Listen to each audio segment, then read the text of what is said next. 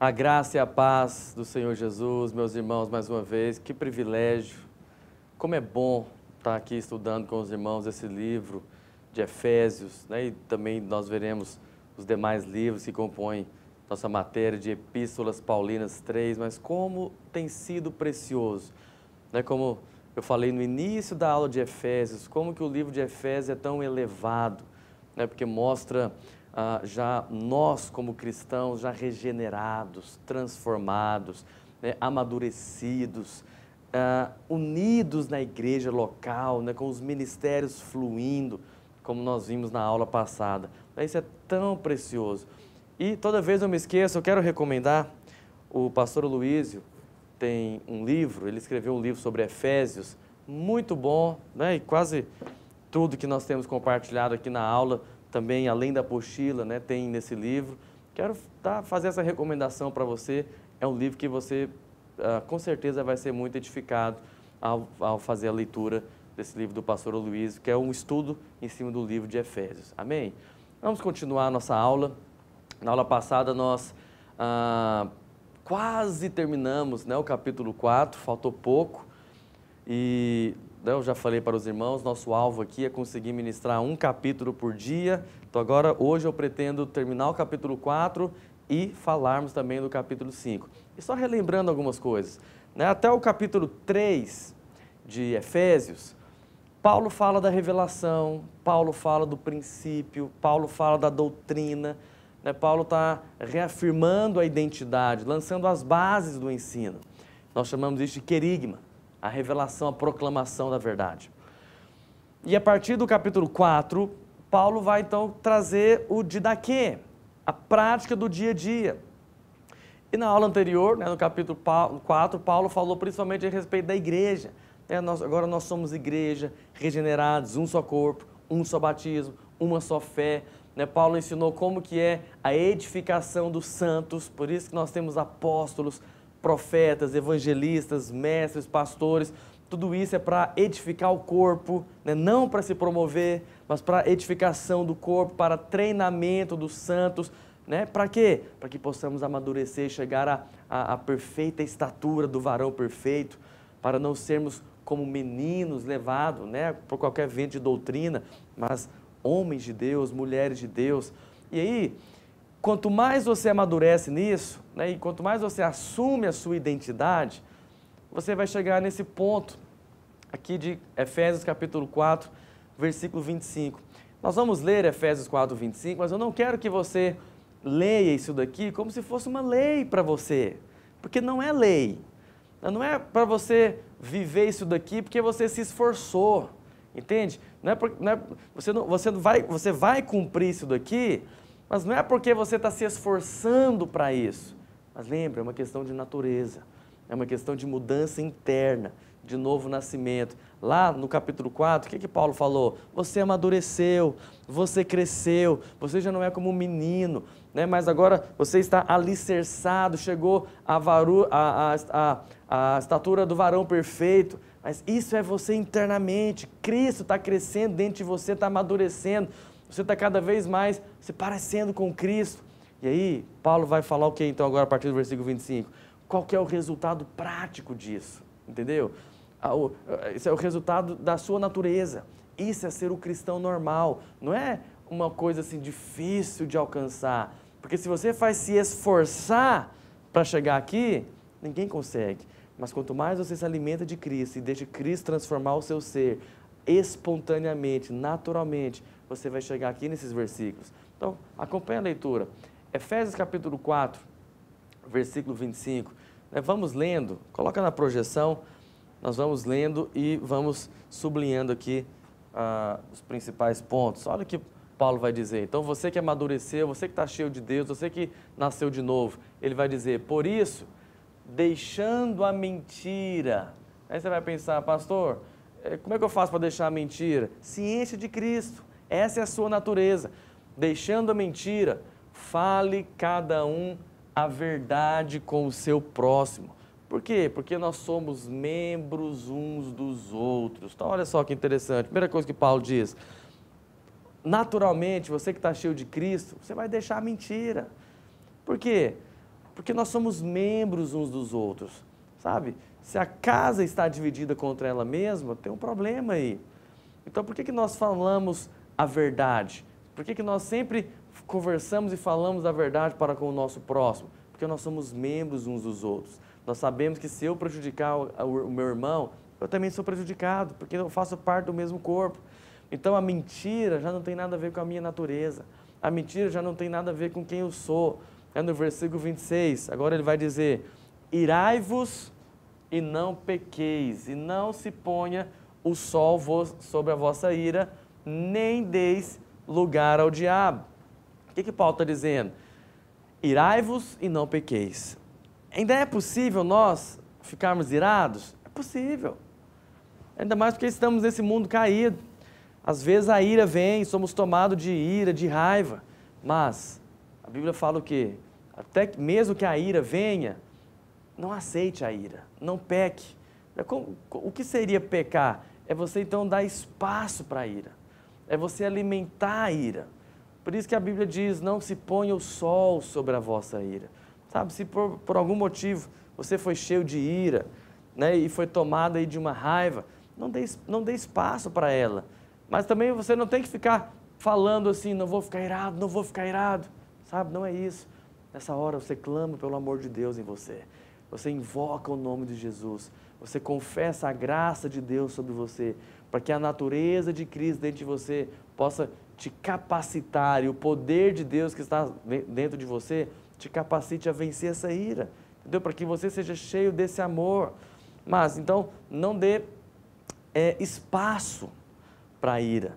Por isso que a Bíblia diz, não se ponha o sol sobre a vossa ira. Então resolve logo, né? Procura a pessoa para resolver, libera o perdão. Aí você vai dizer, pastor, mas por que eu tenho que liberar perdão? Porque agora essa é a sua natureza. Essa é a natureza de Cristo dentro de você. Você nasceu de novo. Liberar perdão faz parte da sua natureza. Liberar perdão faz parte do seu natural, de quem você é. Entendeu? Internamente, espiritualmente falando.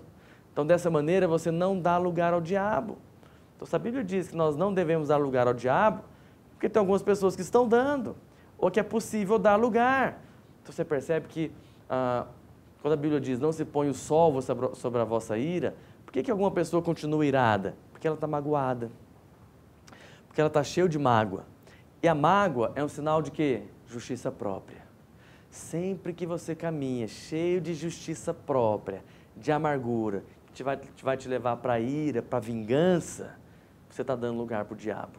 Então, o diabo está fazendo um ninho na sua mente, está te influenciando com os pensamentos. Então, meu irmão, não ande por esse caminho não tem nada a ver com você. Você é uma nova criatura, você anda pelo caminho de Cristo, que conhece o perdão, que conhece o amor, que conhece a aceitação, e nós somos do ministério da reconciliação, amém? Versículo 28, olha que interessante esse versículo. Aquele que furtava, olha que recomendação mais de Deus, não furte mais, né? Fala graças a Deus aí, antes vai fazer o quê? Vai trabalhar, fazendo com as próprias mãos o que é bom, para que tenha com que acudir ao necessitado. Então, olha aqui o que Paulo está dizendo. Se porventura você roubava, não roube mais. Mas por quê? Vamos entender. Por que você não vai roubar mais? Primeiro, porque não tem nada a ver mais com a sua natureza. Entende? Isso não combina mais com você. Isso talvez era do seu trato passado, não? E você se despojou do velho homem. Isso é daquele homem que era você antes do batismo, antes do novo nascimento. Agora você é uma nova criatura, você é uma nova pessoa. E por que não precisa roubar mais? Porque você agora tem um pai generoso que te ama, né? Você tem um pai generoso que te dá força, que te capacita, que te dá vigor para ir trabalhar, entende? Deixa eu te explicar algo. A Bíblia diz que Deus sempre vai te suprir. Sabe, o Senhor sempre vai te suprir das suas necessidades básicas. Sabe qual é a prova disso? É o povo caminhando lá no deserto. O povo saiu do Egito e ia para Canaã. Mas no caminho, eles estavam no deserto. Lá no deserto, Deus dava para eles o maná, a roupa não envelhecia, o sapato não envelhecia. Você percebe? Lá no deserto, não é o lugar de descanso, é o lugar, o povo ficava cansado. Mas mesmo lá no deserto, você pode perceber a graça de Deus sobre a vida do povo de Deus. Eles recebiam comida, né? Eles tinham roupa, entende? A provisão de Deus estava ali, o mínimo de Deus estava ali, mas tinha um problema. Eles não prosperavam no deserto, porque eles recebiam o maná, e não tinha como plantar o maná. Então no deserto, você tem a provisão. Mas o alvo de Deus é que você entre em Canaã. Muitos pensariam, entramos em Canaã, agora vida boa, estou na graça, estou na Canaã, vida boa, vou ter que fazer nada. É impressionante. A Bíblia diz que assim que o povo entrou em Canaã, primeira coisa, cessou o maná. Por quê? Quando você está na graça, quando você está em Canaã, você tem que plantar. O que isso nos fala? Porque aqui Paulo está dizendo, trabalhe fazendo com as próprias mãos o que é bom, para que tenha com que acudir ao necessitado. Sabe, só pode acudir ao necessitado quem tem sobrando. Só pode acudir, ajudar os outros, quem é próspero, entende?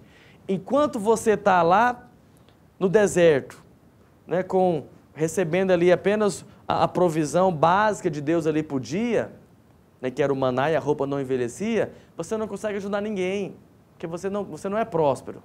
Você tem o suprimento da necessidade. Mas por que você tem que chegar em Canaã? E quando você chega em Canaã, você percebe que Deus te deu força, vigor. E aí você não precisa mais roubar, né, como diz o texto, mas você vai trabalhar, você vai plantar. E uma vez que você planta, você trabalha, Deus vai te dar prosperidade.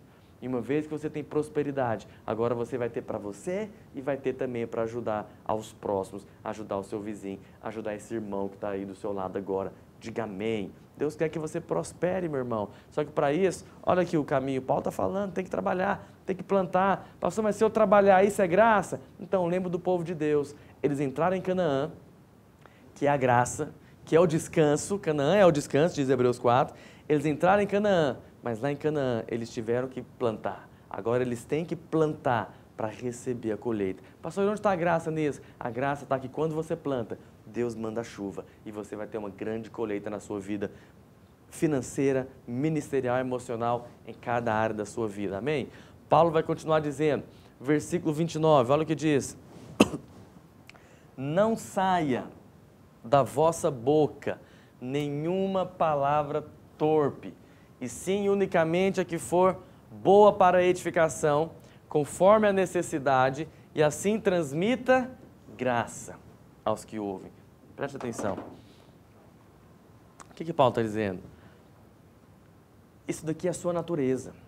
Entende? Isso daqui é quem você é. Já que você é cheio do Espírito, cheio da graça, lavado, regenerado, cheio de Deus. Então, qual é o meu viver cristão? É isso. Né? Também é isso. Ou seja, não saia da vossa boca nenhuma palavra torpe. O que é uma palavra torpe? É uma palavra que corrompe. Não é apenas um xingamento ou um palavrão, entendeu? Palavra torpe é quando você fala algo e coloca a pessoa para baixo. Palavra torpe é quando você fala algo e você mesmo questiona a identidade de Deus na vida do seu irmão. Sabe, às vezes você já falou isso ou algumas pessoas falaram para você, né? Talvez alguém falou para você, será que você realmente é de Deus? Entendeu? Palavra torpe, que você não está edificando, você está matando o irmão. Você está abatendo a fé, gerando incredulidade, entendeu? Não faça isso, mas se for abrir a boca, transmita graça, sabe? Coloque a pessoa para cima, fale das verdades de Deus a respeito da pessoa, sabe? Isso vale para tudo, desde quando você estiver aconselhando, quando você estiver pregando, mas também no seu dia a dia, né? Quando for fazer uma brincadeira com algum irmão, não faça uma brincadeira destacando ali alguma coisa negativa, mas faça uma brincadeira colocando ele para cima, né? Do tanto que ele é homem de Deus. Para quê? Para que sempre que você abrir a boca, transmita graça. Pastor, como assim transmitir graça? O que é graça? Graça é favor imerecido. Então, para você me entender, vamos pensar que você tem um filho. E aí o seu filho aprontou, o seu filho errou. E aí, naquele momento, o seu filho merecia ouvir umas boas verdades, entende? Mas isso é o que ele merece. Então, como que você vai transmitir graça? Você vai falar o que ele não merece, entendeu? Ele merecia ouvir, eram umas boas verdades, que ele está muito irresponsável, que ele está aprontando bastante, mas aí você transmite graça, você fala o quê? Meu filho, eu te amo. Aí você vai pensar, mas pastor, ele não está merecendo ouvir isso. É por isso que é graça, é o favor imerecido, entendeu? Tem um pastor, entre nós ele conta um exemplo interessante, ele estava dirigindo e aí alguém bateu atrás dele, né? Bateu o carro atrás dele. E ele conta que quando ele estava no carro, ele pensou, vou falar umas boas verdades para essa pessoa. Ele ia falar o quê? Né? Você é um descuidado, você dirige de qualquer maneira, você tem que tomar mais cuidado, olha o prejuízo que você fez, você não pode dirigir. Mas ele conta que quando ele falou, vou falar umas boas verdades, o Espírito Santo falou para ele, qual verdade você vai falar? Porque existe uma verdade superior, entende? Qual é a verdade superior? Que Deus ama a todos, né? Que Deus já perdoou, que já foi justificado, Deus tem um plano na vida de todo mundo, entendeu? Então, transmita graça. Quando você for abrir a boca, na sua casa, com o seu cônjuge, com os seus filhos, no seu trabalho, onde você estiver, transmita graça. Por quê? Olha o versículo 30, olha o que a Bíblia diz.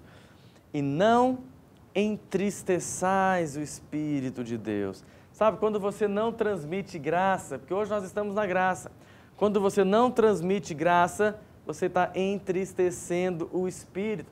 Olha o que diz, no qual fostes selados para o dia da redenção. Sabe o que está querendo dizer?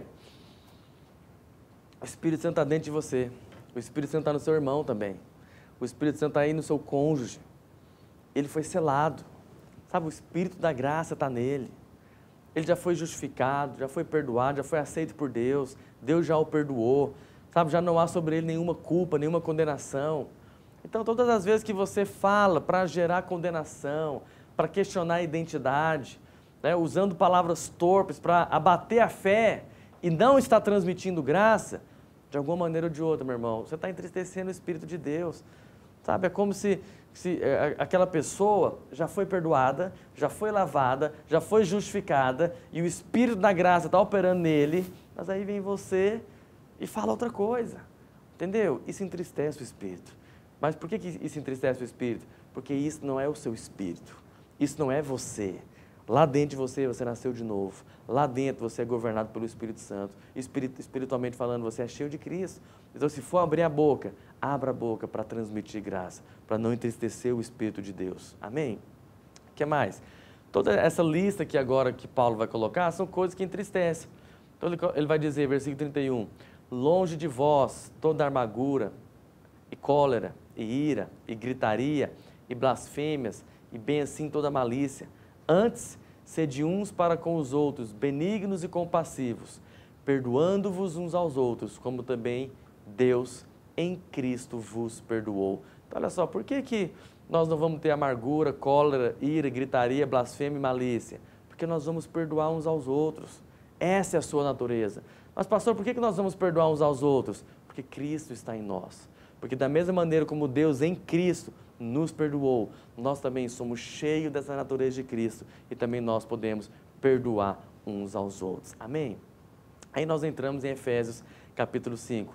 Paulo começa a dizer, sede, pois, imitadores de Deus, como filhos amados. Olha que precioso isso. Primeira coisa que você tem que saber na sua vida cristã no dia a dia, né? Paulo aqui vai falar do dia a dia. Primeira coisa que ele fala, por que você vai imitar a Deus? Porque você é filho amado. O Pai te ama, meu irmão. Sabe por que você vai viver a sua vida cristã? Ou como que você vai viver o seu dia a dia? Sabe, não é apenas com exigências, mas é sabendo que o Pai te ama. É sabendo que você é filho amado. Então você imita a Deus porque você é filho amado. Sabe, quem é o filho que imita o pai? É aquele filho que sabe o tanto que o pai o ama. Então ele quer parecer com o pai, porque ele recebe tanto amor, tanta graça, que ele também quer imitar o pai. Assim somos nós. Quanto mais revelação você tem que Deus te ama, quanto mais você tem revelação do amor de Deus por você, mais você quer se parecer com Cristo. Entende? Não é uma regra. Não é algo por fora que fica talvez te obrigando a fazer algo, mas é uma expressão, é uma resposta de amor que está dentro de você. Ele vai dizer no versículo 2, e andai em amor, como também Cristo nos amou e se entregou a si mesmo por nós, como oferta e sacrifício a Deus em aroma suave. Mais uma vez, Paulo diz, andem em amor. Mas pastor, como que eu vou conseguir andar em amor com o meu irmão? Como eu vou conseguir andar em amor com esse pastor que está aqui? Como que eu vou conseguir andar em amor com o meu cônjuge? Né? Porque às vezes com o cônjuge é mais difícil. Então Paulo dá a resposta. Como que eu vou andar em amor? Primeiro, é porque eu sei que Cristo me amou. Irmãos, vocês vão perceber que o argumento de Paulo é sempre esse. É reafirmando a identidade. É apontando para Cristo. Quanto mais você tem revelação que Cristo te amou, que você é amado, que você já foi perdoado, mais você consegue expressar amor na vida das pessoas, entende? Mais você é paciente com o erro do novo convertido, mais você se coloca ali como alguém para ajudar os irmãos que estão próximos a você. Por quê? Porque você sabe que Cristo te amou primeiro. Daí quem é você para ficar exigindo perfeição das pessoas? Nós sabemos que nós erramos também. Aí vem o versículo 3, Paulo vai colocar, lembra que tudo isso não tem nada a ver com a sua natureza. Por isso que Paulo sempre faz a exortação no Novo Testamento, reafirmando a sua identidade. Então ele coloca no versículo 3, mas a impudicícia, né, a fornicação, o pecado aí na área sexual e toda sorte de impurezas ou cobiça, Paulo vai dizer, nem sequer se nomeiem entre vós, como convém a santos. Mas pastor, por quê? Eu quero que você entenda o pano de fundo. Por que Paulo diz que nem isso pode mencionar entre nós? Lembra do argumento de Paulo? É porque isso não tem nada a ver com você. Isso não tem nada a ver com a sua natureza. Entende? Da mesma maneira que a natureza de um porco diz que ele vai pular na lama, da mesma maneira a sua natureza, como alguém que nasceu de novo, não quer pular na lama. Entendeu? Então por isso que a fornicação, a cobiça, a impureza, isso não tem nada a ver conosco. Mas não é porque eu me esforço para mudar, é porque Cristo opera a mudança dele lá dentro de mim. É por isso que a cada dia você tem que se alimentar de Cristo, se encher de Cristo, olhar para Cristo. Ele é tudo em nós. Diga amém. Versículo 4, né? Paulo continua a lista. Nem conversação torpe, né? Conversas obscenas, piadas obscenas, não seja isso também, que esteja no vosso meio, nem palavras vãs ou chocarrices, né? Chocarrice é difamar um ao outro, é fofoca, coisas essas inconvenientes. Aí Paulo coloca, antes, pelo contrário, o que tem a ver entre nós? Ações de graça, ações de graça, e não essas outras coisas que não tem nada a ver com a nossa natureza, mas no nosso meio, nós não difamamos, nós não temos fofoca, nós não abatemos a fé de ninguém, pelo contrário, nós transmitimos graça, porque esse é o Espírito de Cristo, é esse Espírito que habita dentro de nós. Versículo 5, sabei pois isto, nenhum incontinente, está aqui ligado à prostituição, ou impuro, ou avarento, que é idólatra, tem herança no reino de Cristo e de Deus. Presta atenção, não está dizendo que essas pessoas perderam a salvação, entendeu? Existe a diferença entre salvação e reino. Nós já tivemos outras matérias que ensinamos isso, mas aqui está dizendo que essas pessoas não têm herança no reino de Cristo. Elas estão perdendo o reino. Não significa que estão perdendo a salvação. Mas independente disso, em outras palavras, isso daqui não tem nada a ver com você. Então é isso que Paulo está dizendo. A sua natureza não é de alguém que é prostituto. A sua natureza não é de alguém que é impuro. A sua natureza não é de alguém que é avarento. Então você percebe? É como se fosse uma coisa anormal. É como se Paulo estivesse dizendo, como que vocês conseguem ser assim, se isso não tem a ver com a sua natureza? O avarento, por exemplo. Qual que é a natureza de Cristo? Cristo, ele é generoso. Cristo é tão generoso que ele deu a si mesmo. Então, em outras palavras, o avarento, que é aquele que só segura para ele, você percebe? Não tem nada a ver com a natureza de Cristo. Aí Paulo está dizendo, qual é o Espírito que habita dentro de você? É o Espírito de Cristo. Então, o seu viver cristão não é de ser avarento. Ah, mas pastor, eu ainda sou avarento. Conheço pessoas que são avarentas. Nós temos que dar uma lição de moral nessa pessoa? Não. Ore para que Cristo seja derramado, a revelação de Cristo, a luz de Cristo possa brilhar sobre a sua vida, sobre a vida dessa pessoa. Porque só Ele pode nos transformar. Só Ele consegue nos transformar. Sabe, nós não conseguimos, mas Ele pode. Amém? Versículo 6. Ninguém vos engane com palavras vãs, porque por essas coisas vem a ira de Deus sobre os filhos da desobediência. Portanto, não sejais participantes com eles. Agora eu te pergunto, você é filho da desobediência? Não. Mas pastor, mas às vezes eu desobedeço a Deus. Eu sei. Todos nós. Mas você é filho de Deus. Entendeu? O que define o que você é não é a sua conduta. É aquilo que você é em Cristo Jesus. Você já nasceu de novo. Você é nova criatura. Você é filho de Deus. Então a ira de Deus não vai ser derramada sobre você. Porque a ira de Deus já foi derramada sobre Jesus lá na cruz do Calvário. Por isso, meu irmão, viva em paz com Deus. Viva em paz com Deus. Deus seria injusto se Ele fosse querer punir o erro 2 vezes. Entende? Deus já puniu o erro do pecado em Cristo. Por isso que agora já não há culpa, já não há condenação. Você já não é filho da desobediência, você agora é filho de Deus. Mas, obviamente, a ira de Deus um dia vai cair, né? Quando Ele voltar. Nós sabemos que hoje nós estamos apregoando o ano aceitável do Senhor, como diz Isaías 61. Mas quando Ele voltar, ainda haverá o dia da vingança do nosso Deus. A ira de Deus vai ser derramada, né? Nós vamos ver isso ainda nessa nossa matéria no livro de Tessalonicenses. Mas não agora. A ira de Deus não está derramada sobre nós, nem vai ser derramada, entendeu? Vai ser derramada sobre esse mundo caído, mas sobre você não. O que tem para você agora é só pensamentos de paz e não de mal, amém? O que mais? A Bíblia vai dizer agora, Efésios capítulo 5, versículo 8. Pois, outrora éreis trevas. Olha Paulo mais uma vez fazendo aquela analogia, falando da sua natureza. Antes, você era trevas, mas agora você é luz no Senhor. Então, já que você é luz, qual que é o nosso andar? Nós andamos como filhos da luz. Você percebe? Você consegue ver o argumento de Paulo? Já que você nasceu de Deus, ande de acordo com a sua natureza. E qual que é a sua natureza? Luz, filho de Deus. Então, aqueles tratos passados, a idolatria, a prostituição, a avareza, a fofoca, a chocarrice, isso não tem mais nada a ver com você. Entendeu? Isso faz parte do velho homem.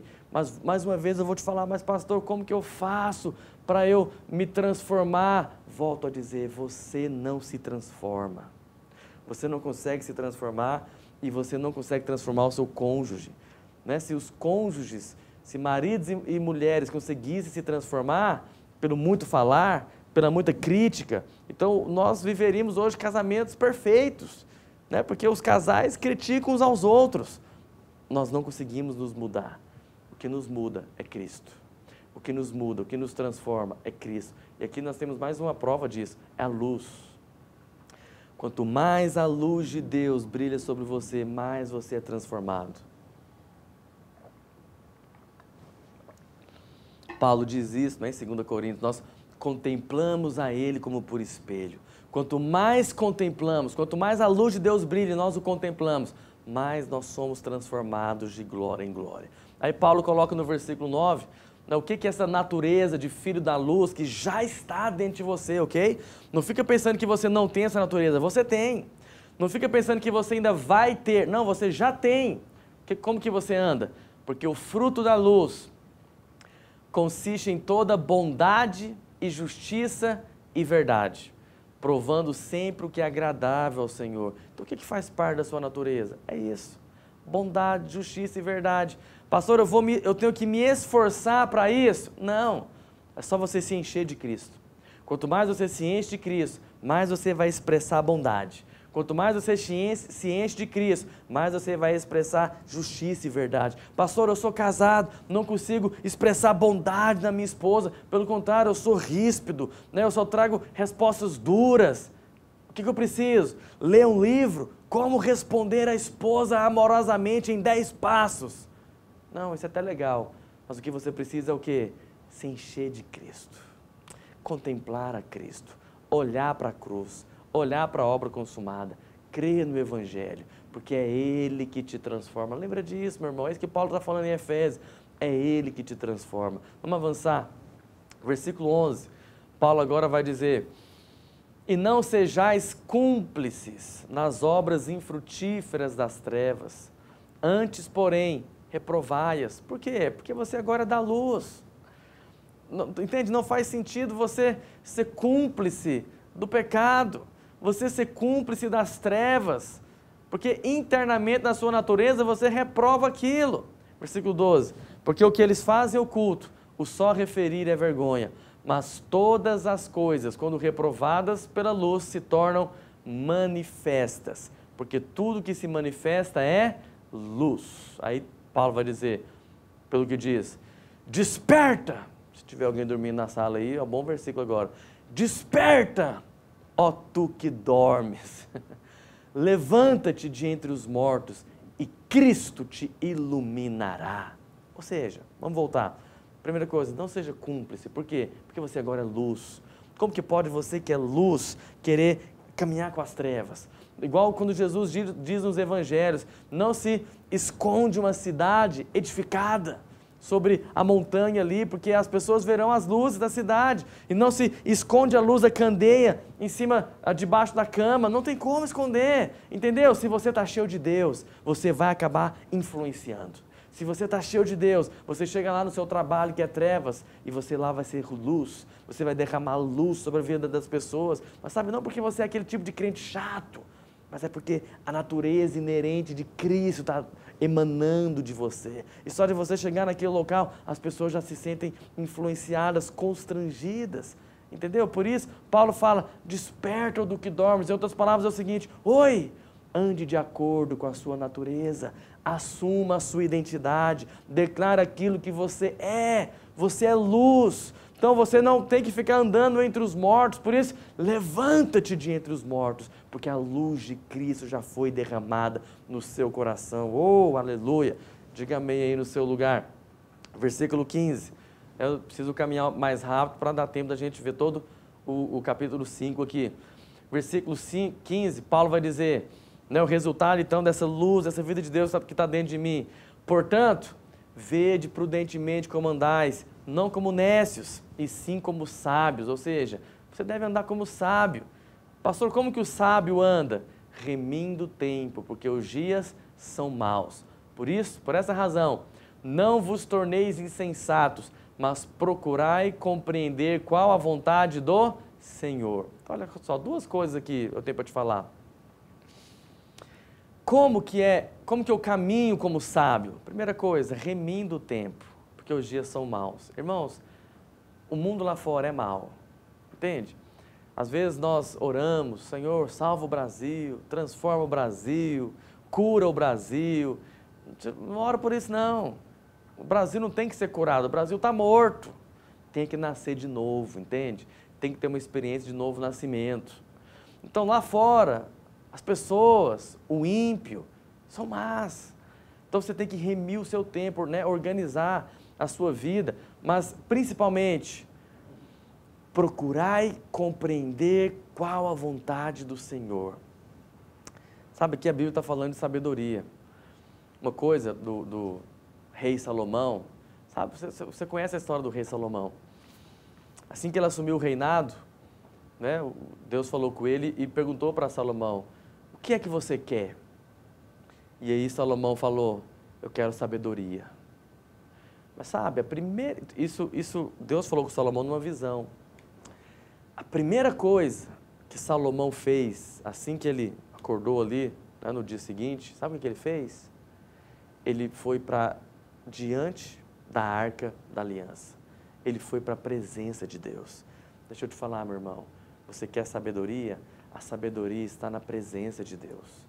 A sabedoria está em você ser cheio de Deus, porque a Bíblia diz que o Evangelho é o poder de Deus e as coisas do Espírito são loucura para os que se perdem. Sabe, Para o homem ímpio lá fora, o evangelho, o poder de Deus, a vida de Deus é loucura. Mas para nós é a sabedoria que vem do alto. Você só tem sabedoria em Cristo. A verdadeira sabedoria, você está em Cristo. Você tem em Cristo na presença de Deus. Amém?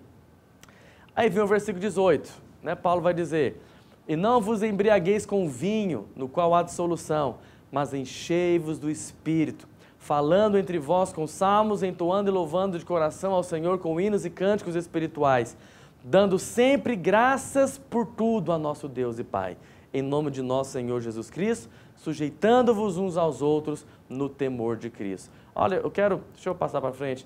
Então, olha aqui, Paulo agora vai falar sobre como ser cheio do Espírito. Porque, presta atenção, o primeiro passo é o novo nascimento, é você ter essa nova natureza. Mas o segundo passo é não apenas você passar pela experiência do novo nascimento, essa é a obra inicial, mas você deve viver uma vida cheia do Espírito. Você deve se encher do Espírito. Mesmo que lá no passado eu já sou nova natureza, eu nasci de novo lá no passado, mas agora no dia a dia eu me encho do Espírito. Como que eu me encho? Paulo diz o quê? Falando. Para encher tem que falar. É como se fosse uma mangueira de jardim. Pensa numa mangueira de jardim. Para a água sair, para a água fluir, para a água circular entre aquela mangueira, aquela água que está na ponta tem que sair. Quanto mais água sai, mais água está entrando, entende? Então nós somos assim. Se você quer mais a água, o rio de Deus, a vida de Deus fluindo, então mais você tem que falar. Quanto mais você fala, mais você está se enchendo. E a Bíblia diz que nós nos enchemos falando. Tem que falar entre nós com salmos, entoando e louvando de coração o Senhor com hinos e cânticos espirituais. Mas não só falar, também tem que dar graças a Deus. Ou seja, quem agradece, ele não tem justiça própria. Quem não anda pela justiça própria é aquele que agradece, tem o coração cheio de gratidão. E quanto mais você dá graças a Deus, quanto mais você crê na graça, mais você é cheio do Espírito, porque Ele é o Espírito da graça. E o resultado disso, né, se você não tem justiça própria, então você consegue se sujeitar um ao outro no temor de Cristo. Amém? Passei rápido aqui, né, sobre encher do Espírito, porque eu quero chegar nesse último tópico aqui de Efésios capítulo 5.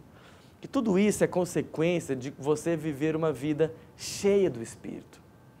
Então, por que Paulo diz que nós devemos nos encher do Espírito? Né? Nós nos enchemos falando entre nós. Lembra, é importante falar. Nós nos enchemos dando graças, sujeitando uns aos outros, porque vem aqui a parte prática. Paulo vai falar aqui agora, por exemplo, versículo 22, da importância das mulheres sujeitarem ao seu marido.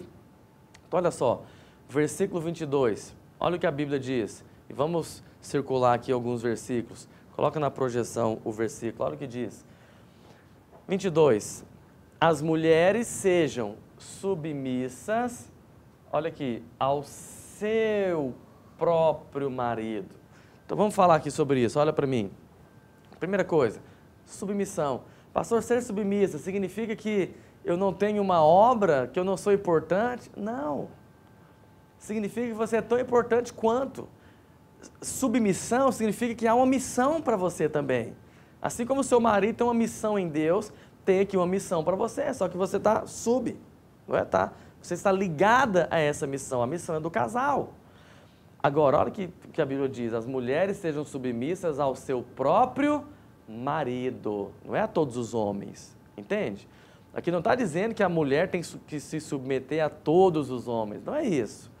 A mulher seja submissa ao seu próprio marido, então é no casamento.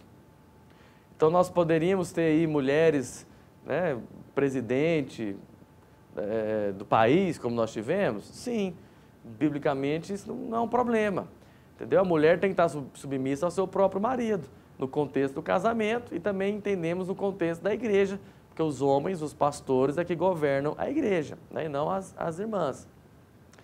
Versículo 23, vamos lá sublinhar. Porque o marido é o cabeça da mulher, como também Cristo é o cabeça da igreja, sendo este mesmo o Salvador do corpo. Então, olha só, aqui você tem que ter revelação. Normalmente as irmãs falam assim, pastor, muito difícil submeter o meu marido. Por que eu tenho que aceitar isso? Então, na verdade, querida, a submissão ao marido está totalmente ligada à revelação que você tem de Cristo. Está totalmente ligada à revelação do amor que você tem de Cristo. Olha o argumento de Paulo. Por que você tem que se sujeitar ao seu marido? Porque o marido é o cabeça da mulher. Assim como Cristo é o cabeça da igreja. Então, olha só. Quem é que está cuidando da igreja? É Cristo. Você concorda que Cristo faz um bom trabalho? Ou você acha que Cristo está fazendo um péssimo trabalho? Entendeu? Ele é perfeito. Cristo está cuidando da igreja. O seu marido, se ele for crente, ele é da igreja. Então, quem é o cabeça do seu marido? É Cristo. Então, quando você está se submetendo ao seu marido, você está se submetendo a Cristo, que é o verdadeiro cabeça. Então, algumas irmãs entendem a submissão apenas como uma coisa ruim. Ah, isso é muito ruim, etc. Não, irmãs, você tem que ver nisso o amor de Deus, o cuidado de Deus. O que Deus estava pensando? Por que as mulheres se submetem? Porque o homem é o cabeça, porque o homem foi criado, ou pelo menos deveria ser assim, o homem foi criado para suportar a pressão. O homem que foi criado para segurar no bigode do leão ali, do urso, e resolver o problema, para enfrentar o problema. Porque o Cristo, o homem é que é o cabeça, quer dizer. A mulher foi feita para quê? Para ser amada. A mulher foi feita para ser cuidada. A mulher foi feita para ser paparicada pelo homem. Entendeu? Por isso que a mulher é a glória do homem. Todo homem quer uma mulher bonita, né, bem cuidada, bem produzida, porque a mulher é a glória do homem. Deus tinha pensado nisso. O homem vai trabalhar, o homem vai trazer o sustento, o homem vai resolver os problemas, que o homem foi feito para suportar a pressão, e a mulher está submissa ao homem. Né? E a mulher iria apenas desfrutar da obra do homem, assim como a igreja apenas desfruta da obra de Cristo. Entendeu? Então, originalmente era para ser assim, mas o diabo entrou, né? O feminismo entrou, e hoje em dia é complicado, né? Muitas irmãs acham ruim afirmar que elas devem ser submissas ao seu marido. Claro que você vai submeter ao seu marido apenas aquilo que a Bíblia diz, não é? Você não deveria se submeter a algo que a Bíblia condena, mas tudo que estiver dentro da santidade e a Bíblia permitindo, ensinando, você deve sujeitar ao seu marido. Por quê? Porque você sabe que atrás do seu marido, Cristo está lá, né? Deus está governando. Você deve olhar para o seu marido, não como alguém tirano que está controlando a sua vida, mas olhe para o seu marido como expressão do cuidado de Deus e do amor de Deus por você. Onde Ele escolheu um homem para trabalhar e para sustentar a sua casa, para cuidar de você. Entendeu? Muda um pouco a ótica. Não fica vendo apenas isso como uma coisa pesada, difícil. Mas, por que isso daqui vem como consequência do enchei-vos do Espírito? Que você também vai aprender isso. Você, irmã, para conseguir se submeter ao seu marido, é da mesma maneira como a igreja faz, sabe? Só se você estiver cheio do Espírito. Porque quanto mais cheio do Espírito você está, mais você está cheio do Espírito de Cristo. Mais você está cheio de gratidão. Você percebe que aquelas mulheres que têm talvez dificuldade de submeter, é porque são cheias de justiça própria. Né? Quem ele está pensando que eu sou? Ou então, quem a Bíblia está pensando que eu sou para me submeter? Justiça própria. Isso é um caminho cheio de justiça própria. Então, quanto mais cheia do Espírito você está, quanto mais conectada ao Espírito da graça, quanto mais essa natureza de Cristo está fluindo em você, mais ou maior a facilidade você vai ter de submeter ao seu marido e de ver o cuidado de Deus através da vida do seu marido aí na sua família. Mas vamos avançar. Normalmente as irmãs acham que a parte delas é a mais difícil, né, submeter ao marido. Mas o que Deus fala, né, para os homens? Olha o que diz agora, versículo 25. Coloca na projeção.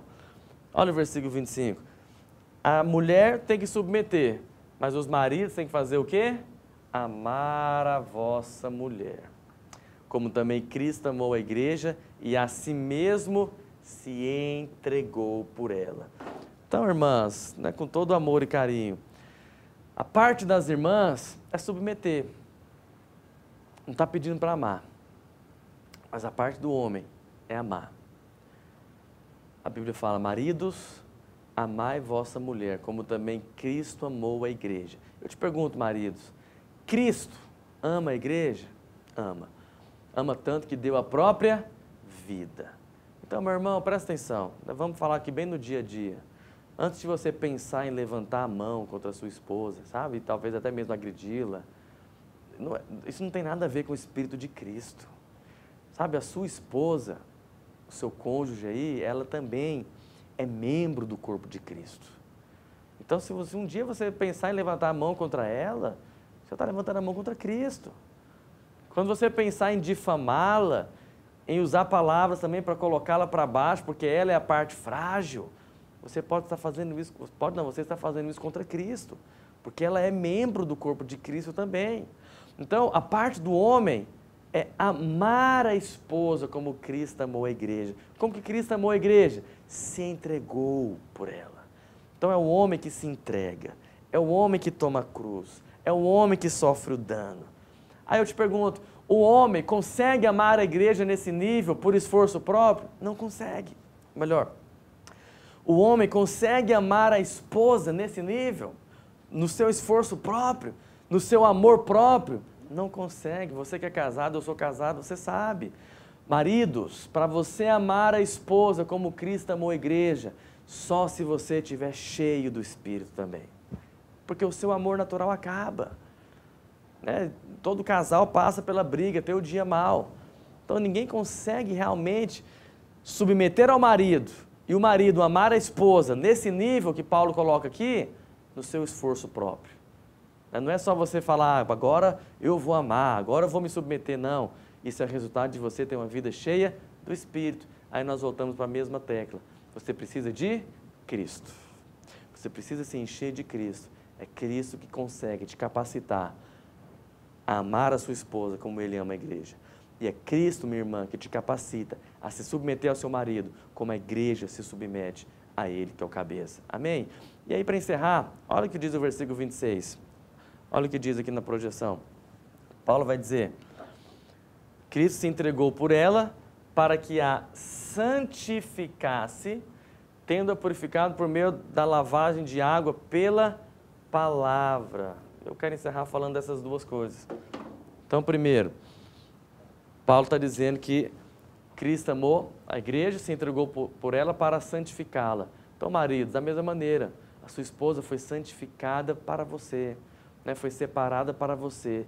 Mas como que você faz isso? Lá a Bíblia diz, tendo-a purificado por meio da lavagem de água pela palavra.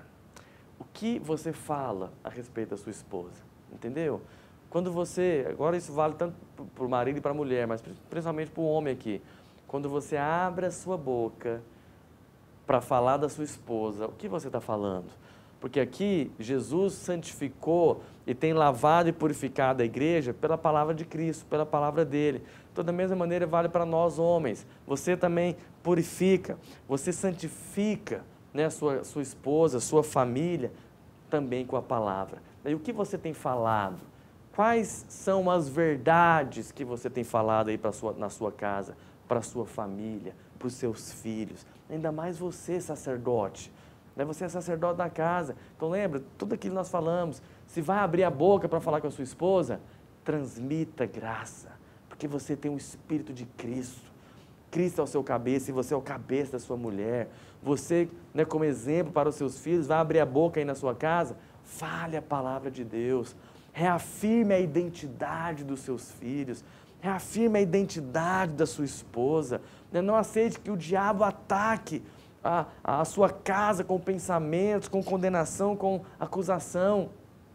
Mas você santifica e você guarda esse ambiente espiritual da sua casa com a palavra, falando aquilo que a palavra diz a respeito da sua família.